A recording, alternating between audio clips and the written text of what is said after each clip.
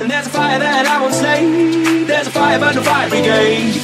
Help our souls tonight, we are losing this fight. Oh, help our souls tonight. There's no one on our side who's gonna help our souls tonight.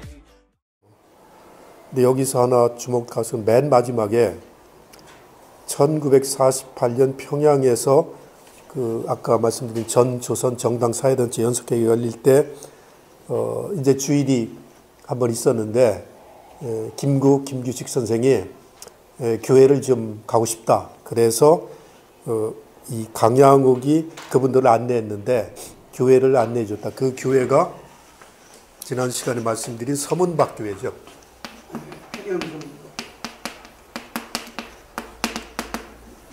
이 교회에 가서 예배를 받다. 저 교회가 하여튼 우리 민족사에서 큰 일은 전부 저 교회에서 했다고 그랬죠. 네. 그 밑에 넘겨서 종교활동 부분을 좀 말씀하시죠. 이 책에서 이 글에서 그러니까 이 평양신문에서 그 87년 6월 24일하고 그 며칠 뒤에 27일 날 이 글을 실는데 전면에다가 실어요. 전면에다가 이제 두 회에 걸쳐서 실어서 종교 얘기만 지금 여기 뽑아서 소개를 해드린 거죠. 여기 보면 조국련을 만들 때 김일성의 요청을 얘기하고 있고, 그 다음에 조만식이 조선민주당을 만들었는데 김일성과 신탁통치 문제로 갈라서게 됐다 하는 얘기를 하고 있죠. 조만식은 일찍이 이제 포기를 하는 거죠. 그리고 나서 1946년 11월 28일 날 그 조국련을 만든 얘기, 이런 것들이 이제 소상하게 정리된 글들이죠. 그러니까 신탁통치를 이제 그래서 그 문제를 이제 모스크바 삼상회의에서 1945년 12월 연말에 이제 그걸 결정하니까 그게 이제 예신을 타고 즉각 이제 평양과 서울에 알려진 거죠. 그 얘기를 듣고 나서 이제 그 남북한이 입장을 정했는데, 하여튼 북쪽은 소련이 제안은 5년에 한해서 신탁투자안을 받아들이고, 남한은 이제 그 누가 먼저 했느냐보다도 이제 그렇게 하니까 그걸 안 받아들였는데, 그 문제를 논의하기 위해서 46년부터 미스 공회의가 계속 열렸잖아요. 열렸는데 이거 합의를 못 봤죠. 합의를 못 보고 이쪽 민중들은 이걸 가지고 찬성하냐 진영해 가지고 이제 쫙 갈라진 거죠. 근데 북한은 뭐 완전히 그 소련의 안을 받아들이면서 이제 조만식하고 충돌이 이제 거기 생긴 거죠. 이미 이제 그 12월 그 무렵 그 마지막부터 그 얘기 듣고 나서 조만식을 설득하려고 계속 노력했는데, 여기 저 책에 보면 조만식이 끝까지 이제 거부한 거죠. 그래서 강양욱도 가서 설득하고, 같은 저 기독교계 계통이니까. 조만식은 조만식은 이제 일본에서 그 법학 공부하고 온 사람이잖아요. 1921년에 평양 YMC 총무가 됩니다. YMC는 1903년에 서울에 하나밖에 없었어요. 없고 두 번째가 함흥에 생기는데 이게 1918년인가 생겨요. 그리고 이제 여기 대구에 생기고 그러는데, 평양은 1921년에 생겨요. 21년에 생기는데 평양에 뭐 교회가 있지만 목회자들이 그 평양 그 지역을 그 대표할 수 있는 목회자는 없었죠. 근데 이 양반이 YMC 총무가 되면서 평양의 최고 지도자가 되는 거죠. 그래서 YMC 총무를 10년을 해, 10년. 1933년까지인가 11년인가 10년을 평양 Y 총무를 해요. 그러니까 평양의 에큐메니칼 운동, 평양의 시민 운동을 완전히 평양 Y가 주도하죠. 또 물산 장려 운동, 이 국산품 투자하는 거 아니에요. 이런 것도 전부 이제 조만식이 주도해 나가는 일을 하게 되죠. 그러니까 북한에서는 아주 큰 인물이 된 거죠. 큰 인물이 되고 나서 이제 뭐 나중에 큰 인물이 되니까 뭐 여기 조선일보 뭐 사장으로도 오르잖아요. 잠시 그랬다가 이제 북한에서 이제 그 해방되고 나서 북한에서 최고 실력자인데, 근데 그 지역의 최고 실력자는 조만식이고, 이제 뭐 외부에서 온 사람이 이제 김일성이죠. 그 둘이 이제 그 협력 관계를 맺지 못한 거죠. 그래서 지금 YMC 쪽에서 뭐 교회도 북한의 교회 재건하자는 얘기가 있지만, 평양화이를 지금 재건하기에는 김일성하고 싸운 게 조만식이라 평양화이 재건하자는 얘기는 참 하기가 불편하게 된 거죠. 이 사람들이 대립한 게 그렇게 길지가 않아요. 2달 정도. 조금 더 속단하지 말고, 김일성 쪽에서도 그렇고 조만식도 그렇고 조금 더 속단하지 않고 했으면 아마 좀 뭔가 그 협상점을 마련했을 텐데 너무 서둘렀죠. 여기 인민민주주의가 들어가요. 인민민주주의. 이건 민주주의는 자본주의 사회도 민주주의인데, 자본주의 사회는 자본가의 이득을 최대한 보장하는 그런 의미에서 민주주의라면, 자유민주주의라는 게 그런 거죠. 기본적으로 시장 경제를 인정하는 민주주의라면, 여기 인민민주주의는 좀 다른 거죠. 그러니까 프롤레타리아가 나라의 주인이 되는, 근데 그것도 이렇게 민주주의라고 했단 말이죠. 굉장히 혼란을 겪었지만, 처음부터 사회주의를 표방하면 이게 사람들이 감당을 못한다. 따라오지도 못하고, 또 이미 1920년대부터 한국은 공산주의와 충돌했는데, 사람들이 부정적 인식을 갖고 있는데, 우리가 뭐 공산국가 만들면 안 되니까 인민민주주의를 만든다고 그랬죠. 여기도 보면 지금 읽은 그 부분이요. 1996년? 이거 뭐가 잘못됐는데요. 1966년일 겁니다.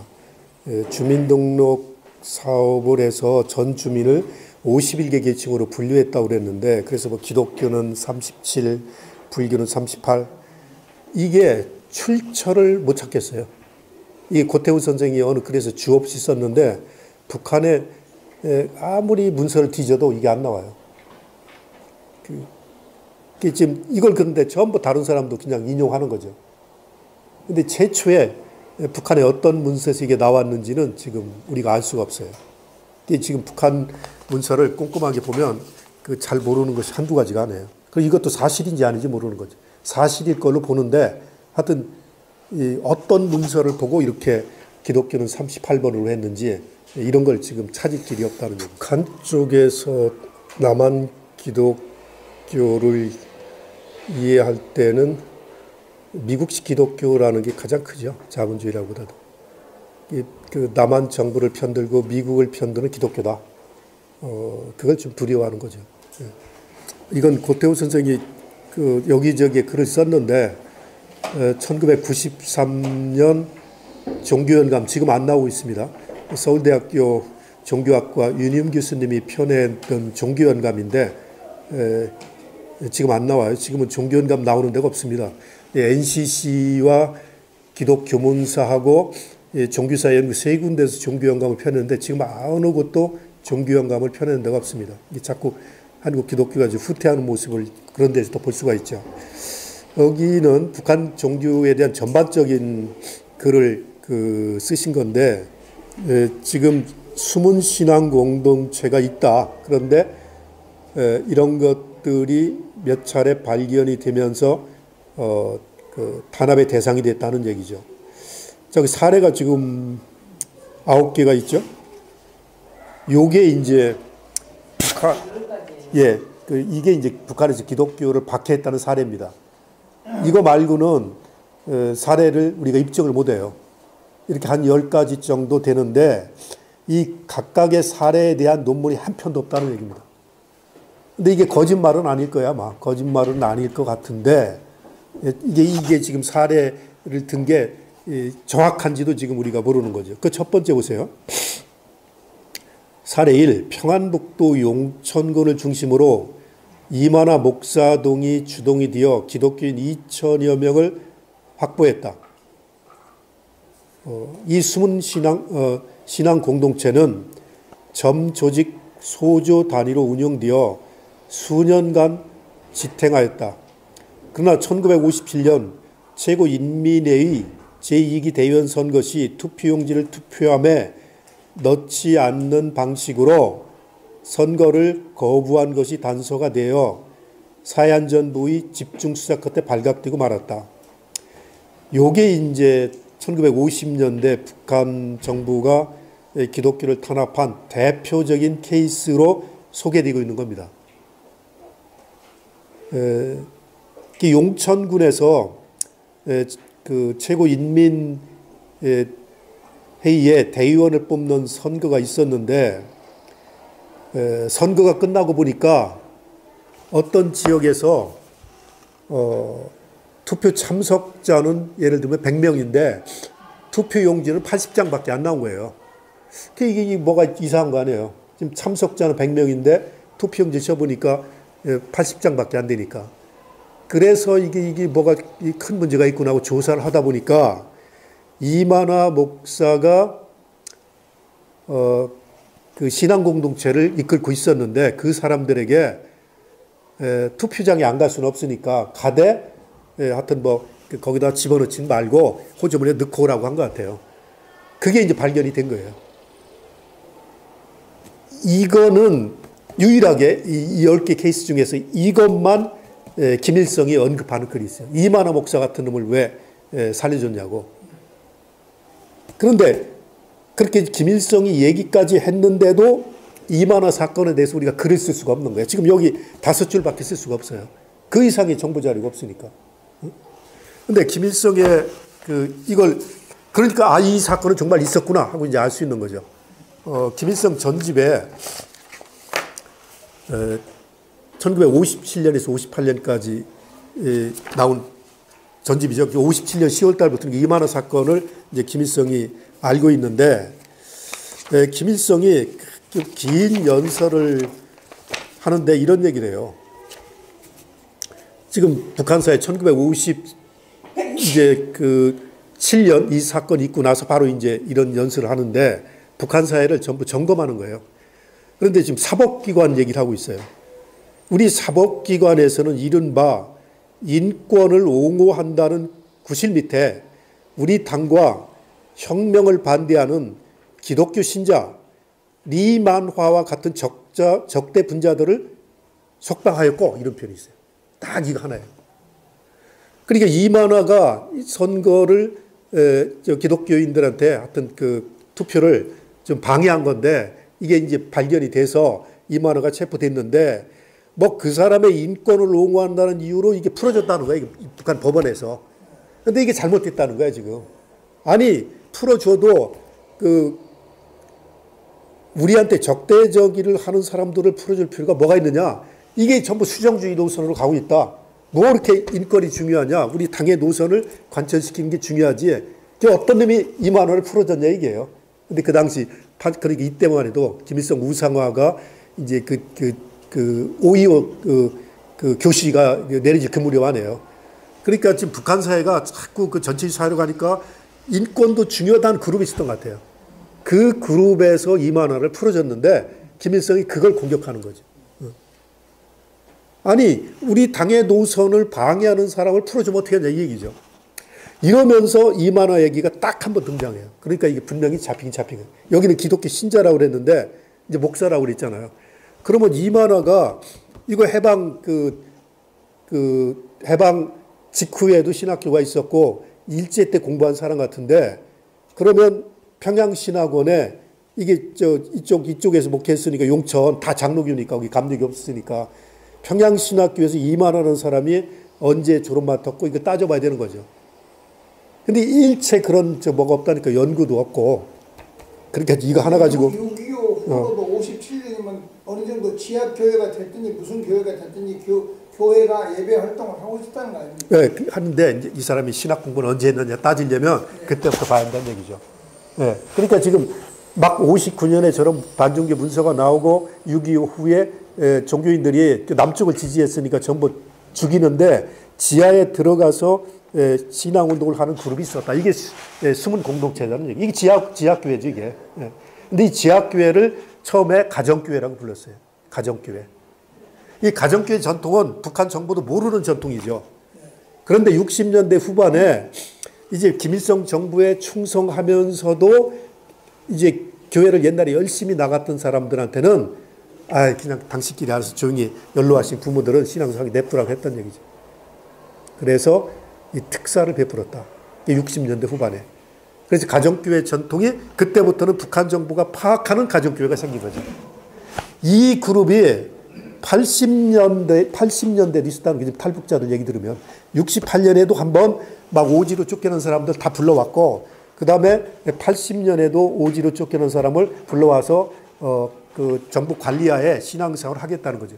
이 그룹 중에 1988년에 봉숙교회가 만들어질 때 거기 다들 비기독교인만 들여놓으면 찬송가도 부를 줄 모르고 뭐 예배 우왕정하니까 이 그룹의 평양에 살고 있는 이 그룹을 봉숙교회에 집어넣었다는 거죠. 그래서 봉숙교회에 가면은 이제 그 남쪽에 이름 있는 사람이 많이 갔잖아요. 뭐 예컨대 미국에 있는 이승만 목사라든지 남쪽에 뭐 웬만한 사람 다 갔잖아요. 그러면 어떻게 만날 기회가 있으면 아, 우리 아버지가 누굽니다. 우리 아버지가 무슨 장로였습니다. 아, 네가 누구 아들이냐. 그렇게 파악한 사람이 30명이 30명. 봉숙의 교인 중에. 그게 목사 자식, 장로 자식들이 있는 거죠. 이런 걸 보고, 그 다음에 북한 사람이 한 얘기, 이거는 그 평양 지역에 봉수교회 근처에 있는 가정교회가 있었는데 그 사람들을 일부를 봉수교회가 생겼을 때 이쪽으로 나오라고 그래요. 그 사람도 좀 불안하죠. 아, 우리끼리 그냥 스스로하면 되는데 공식 교회 가서 이것도 잘못하면 또 나중에 또 문제가 되는 거 아닌가 해서 안 오려고 했다는 거죠. 그래 어쨌든 그 사람들 끌어와서 그 사람들이 소위 가짜 교회라고 하는 교인들 중에 일부가 섞여 있는 거죠. 그리고 그 사람들은 신앙을 고백하는 사람이 있을 거라고 보는 거죠. 그런 점에서 본다면 문제가 많은 집단이지만, 그래서 모호하지만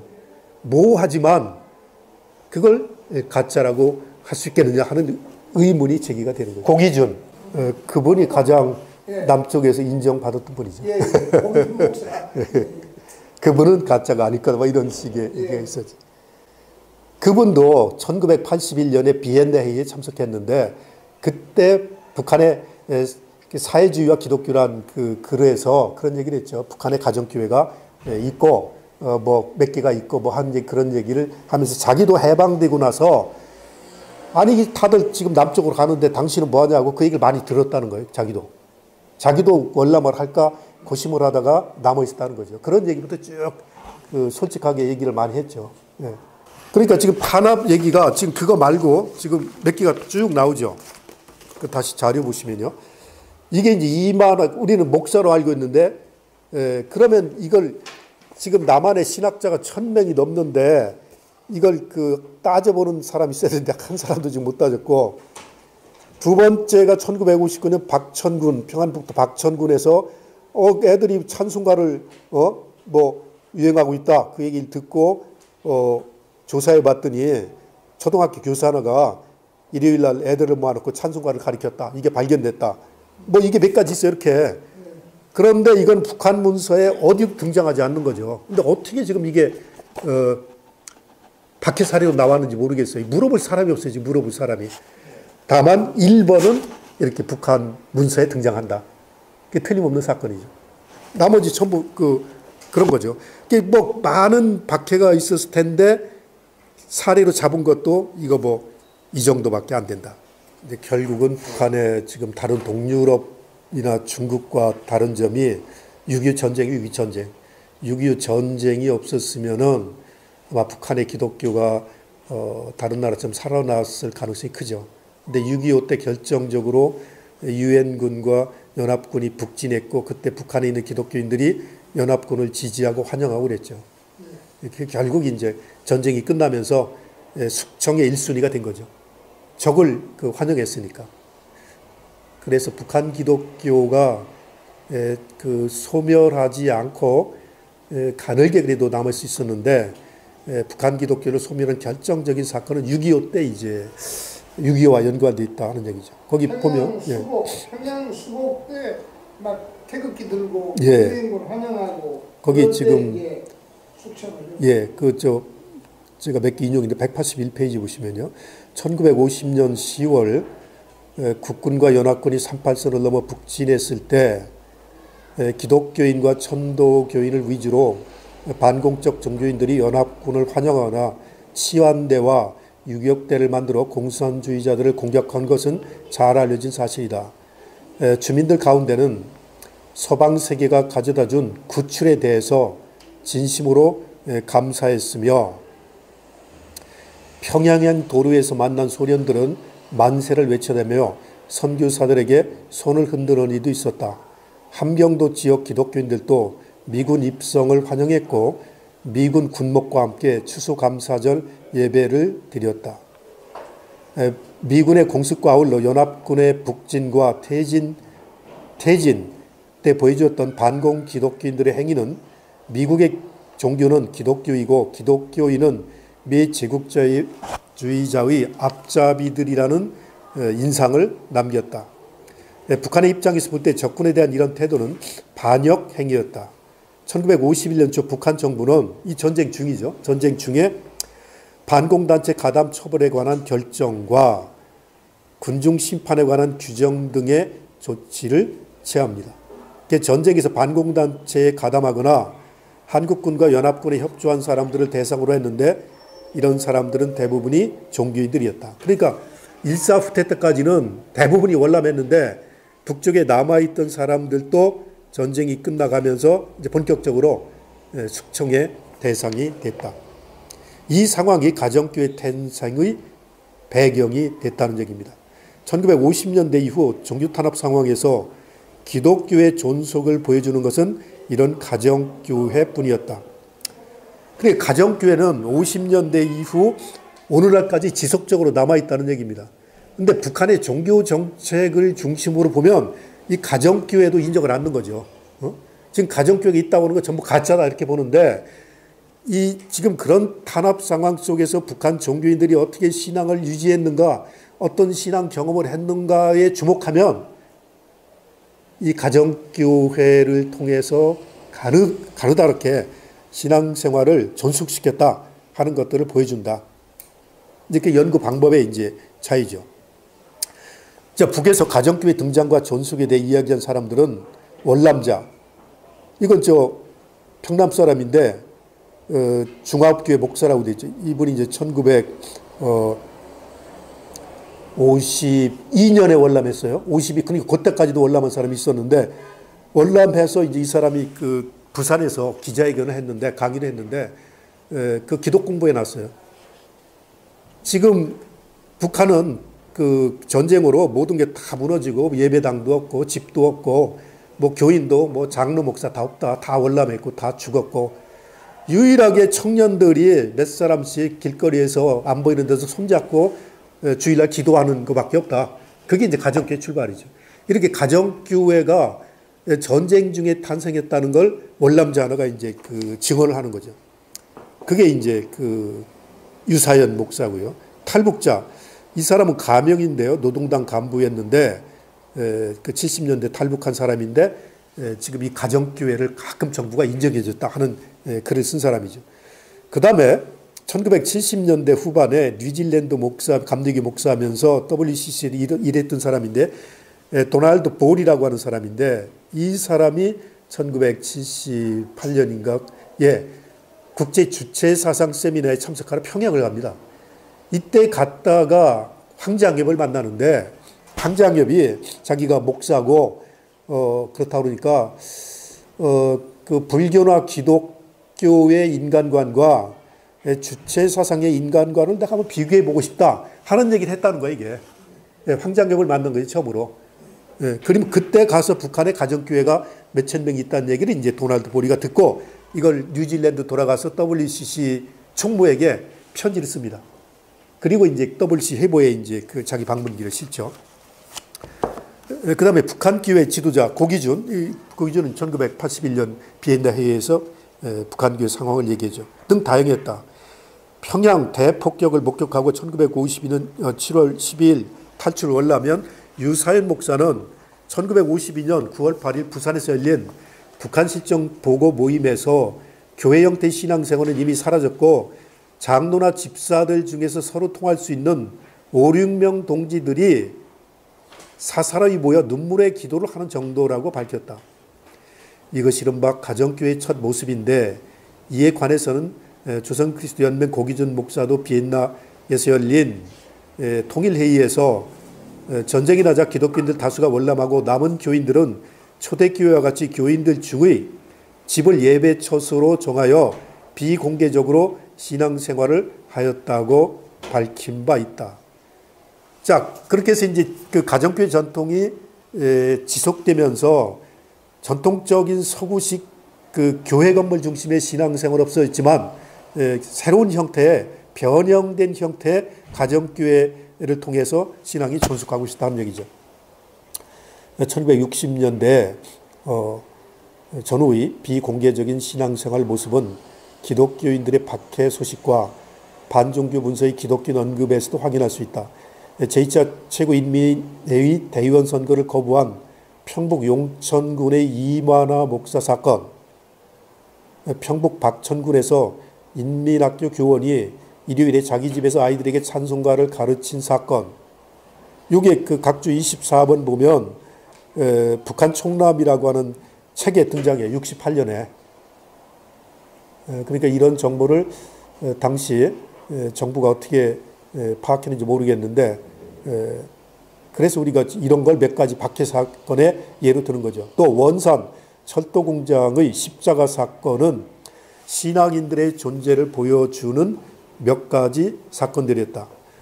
1959년 간행된 한 반종교 문서는 이제 우리가 읽은 문서죠. 극히 부분적이나마 일부 사람들 가운데는 자기 자신이 꾸준히 노력할 대신에 신이나 하느님의 힘을 믿음으로써 우리의 사회주의 건설과 자신의 생활에서까지 막대한 해를 끼치고 있는 사람들이 있다고 기독교인들의 존재를 인정을 했다. 저는 북한 사회에서 반기독교적 사회 풍조가 만연하고 있을 때 반종교 선전을 위한 몇 건의 소책자들이 간행됐다. 이 시기 소련에서 공산당이 과학적 세계관을 관점으로 해서 종교의 기원과 발달, 그것의 사회적 성격을 비판하는 것처럼 북한에서는 노동당과 민주청년동맹이, 그러니까 노동당과 청년들이 주로 종교에 대한 이데올로기적 행정적 공세를 담당하였다. 남한 사회 그 내용이 가장 잘 알려진 우리는 왜 종교를 반대하는가? 너 반종교 문서들 중에 하나이다. 이것도 이제 고쳐야 되죠. 우리는 왜 종교를 반대하여야 하는가? 네. 이 책에서 특이한 점은 종교를 비판하면서 북한 사람들이 경험한 전시의 종교 활동을 언급하고 있다는 점이다. 이것이 소련이나 또는 중국에서 나온 반종교 문서와 다른 점이라는 얘기죠. 북한 사람들의 종교 경험이 들어가 있다 하는 얘기죠. 그런데 그 밑에 달라 보시면 이런 반종교 책지 간행 이후 북한 정부는 종교의 잔재를 뿌리 뽑기 위해 강력한 탄압 정책을 이제 폈다. 이제 50년째는 종교 탄압 시대로 접어들죠. 수많은 사람들, 종교인 가족, 연구자들까지 탄압의 대상이 되어 사회적으로 공포 분위기가 만연하는가 하면 군중들의 반정부 심리가 나타나기도 했다. 이에 대응해서 나온 것이 1968년 4월 풀어주는 사업이었다. 북한식 표현이죠. 이 사업은 반동분자, 불순분자로 몰리거나 월남자 가족, 반공단체 가담자 가족으로 탄압을 받던 사람들 중에서 일을 잘하고 있는 사람들을 대상으로 과거 잘못을 말소시켜 주었다. 너무 사회를 재니까 사람들이 또 불만 불평이 생기니까 일부 좀 종교 활동을 허용해 줬는데 60대 이상의 신자로서 종교 행위를 계속하고 있던 사람들에게는 가정 예배를 허용하는 조치를 취했다. 이때 북한 정부는 평북의 용천, 선천, 황해도, 신천, 재령, 안악, 평남, 남포, 용강 등에서 약 200여 개의 가정 예배를 허락했다는 얘기죠. 그러니까 지금 사회주의의 고위 간부가 된 사람들이 있는데 그분들의 부모들은 신앙생활을 하도록 해줬다는 얘기입니다. 뭐 그 자식들이 잘 부모들을 통제할 거 아니에요. 또 이분들은 신앙생활을 오랫동안 일제시기부터 해왔고 또 북한 사회에 충성하는 사람들이니까 그런 사람들을 대상으로 해준 거지 몰래 숨어서 모아둔 사람을 그 종교자유를 허용했다는 거 아니죠. 그런데 이것도 이제 1970년대 접어들면 적십자 회담이라든가 뭘 통해서 남북 관계가 이제 그 교류가 생기는데 남북 관계가 좋아질 때는 이 가정교회를 좀 더 많이 풀어주고 남북 관계가 경직될 때는 가정교회를 제한했다는 얘기입니다. 그래서 거기 보면은 그 144페이지 보면 처음에 200개를 허용했다가 그 남북 대화 국면에서 100개까지는 유지했는데 나중에 40개로 줄고 또 나중에 20개로 줄었다. 하여튼 이게 탈북자가 얘기인데 이 숫자는 정확한지 모르겠지만 이 당시 탈북자는 이제 지금 그보다 훨씬 북한의 중심부에 있던 인물들이죠. 하여튼 가정교회라는 걸 허용해 줬고 이 북한 정부가 허용한 가정교회는 북한 정부가 파악하고 있는 가정교회죠. 그러니까 진정한 의미에서 지하신앙 공동체는 아닌 거죠. 지하신앙 공동체는 따로 있고 정부가 파악하는 가정교회 형태가 있는 거죠. 네. 자, 이제 그 얘기가 이제 이런 식으로 하나가 있고, 그 다음에 조구려는, 아까 말씀드린 대로 이제 그 평화위 같은 데를 다니면서 명맥을 유지하는 형식이었다. 183페이지 맨 밑에 단락 보시면요. 1980년대 초반부터는 가정교회 예배가 남한 및 외국 방문객들에게 공개되기 시작했다. 그 전에 우리 북한에 갈 수가 없었죠. 80년대부터 이제 공개됐는데, 뭐 70년대 후반부터 미국에 있는 교포들이 이제 몇 사람 가기 시작했죠. 가정교회 구성과 예배 행태가 드러나기 시작했다. 각 지역의 가정교회들은 조선 그리스도 연맹 지역위원회의 지도를 받는다. 네. 각 지역에 위원회가 있는데 조구련 평양에는 중앙위원회가 있고 지역에는 지역위원회가 있는데 이 지역위원회를 통해서 신앙의 지도를 받는다. 이것이 이제 북한 문서에 공식적으로 등장하고 있는 얘기입니다. 자, 185페이지 그 6번째 줄 정도 보면요.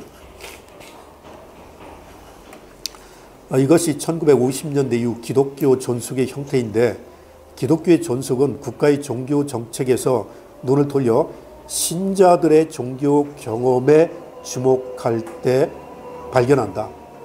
그러니까 북한의 종교인들이 예부의 조건에 어떻게 반응하며 살아왔는지를 보려면 북한 종교인들의 주목해야 된다. 정책이 아니고, 하는 얘기를 지금 하고 있는 거죠. 다음 시간은 이제 1980년대 북한이 이제 그 종교 시설을 복구하고 성경 찬송가를 간행하는데 북한식 기독교를 지금 만들려고 한 게 아닌가. 그래서 북한식 기독교를 실험하려고 했던 거 아닌가. 그런 얘기입니다. 그게 이제 80년대 그 중반을 전후해서 이런 것들이 이루어지는데 그 얘기를 좀 다음 시간에 하도록 해보겠습니다.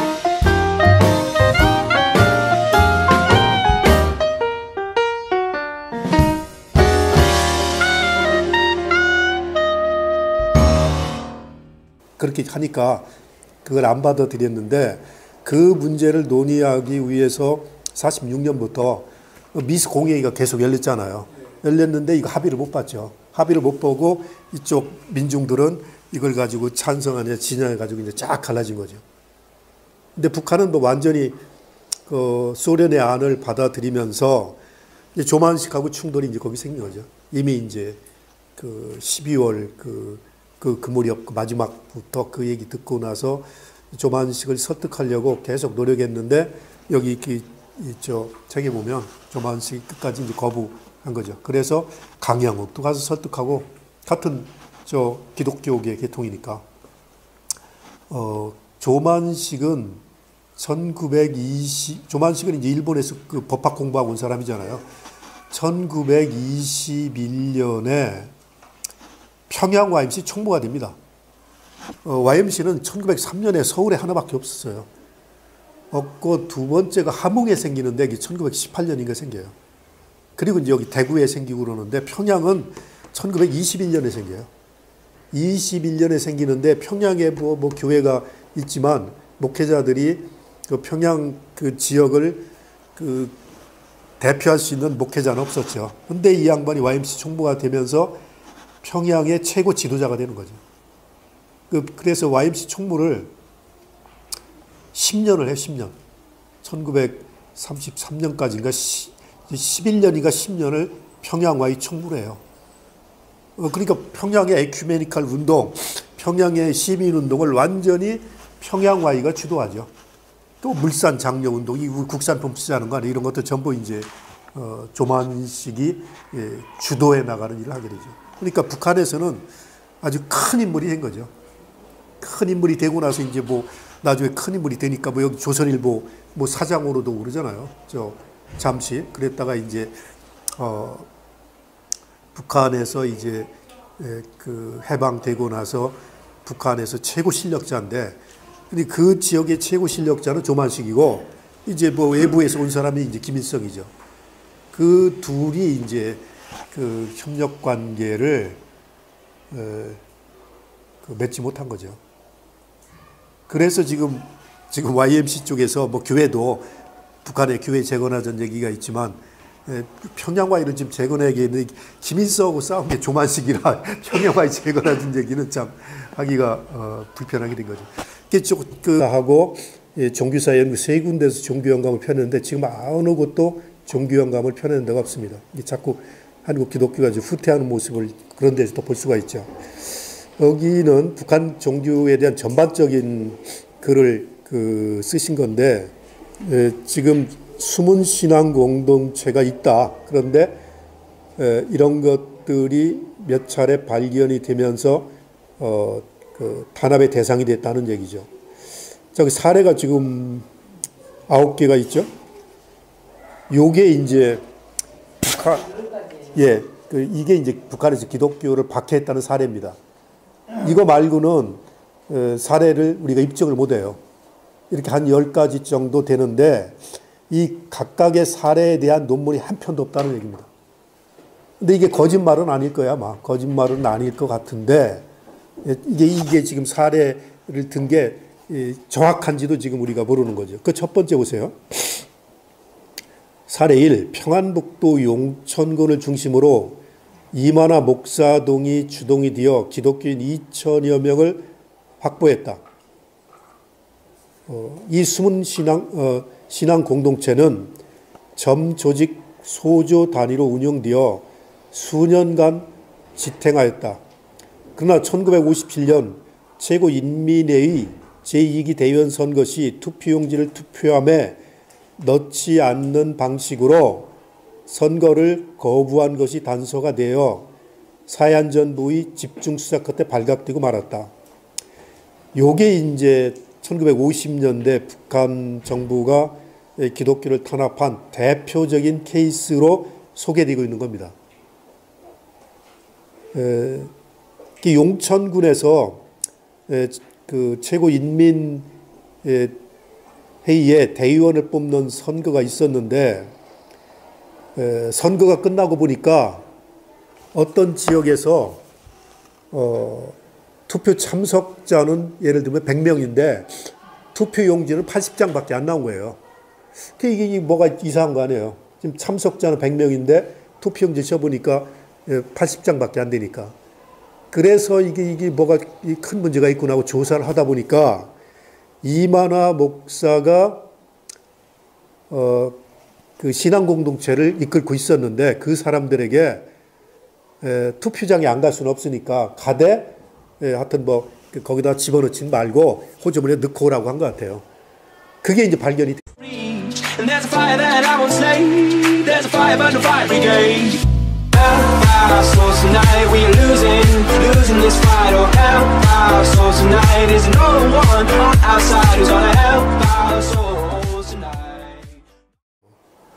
근데 여기서 하나 주목할 것은 맨 마지막에 1948년 평양에서 그 아까 말씀드린 전 조선 정당 사회단체 연석회의가 열릴 때 이제 주일이 한번 있었는데 김규식 선생이 교회를 좀 가고 싶다. 그래서 이 강양욱이 그분들을 안내했는데 교회를 안내해 줬다. 그 교회가 지난 시간에 말씀드린 서문박교회죠.